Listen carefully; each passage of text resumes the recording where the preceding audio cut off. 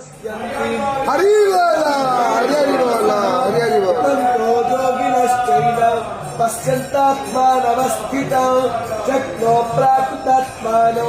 नग्न पश्यन्ति चेतसः गदादित्वं गतं तेजो जगदभासयतेऽखिलो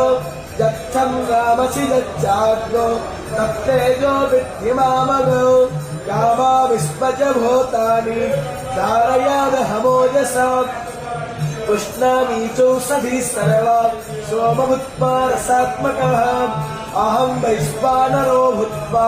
प्राणिनं देहमाश्रितः प्राणपानः समायुक्ता पचमन्यं चतुर्विधौ सर्वश्च चाहं हृदि सन्निविष्टो मतस्पतिज्ञानपकोहनं च वेदैश्च सर्वैरहमेव विद्यो वेदान्तकृद्वेदविदेव चाहो द्वावैवो पुरुषो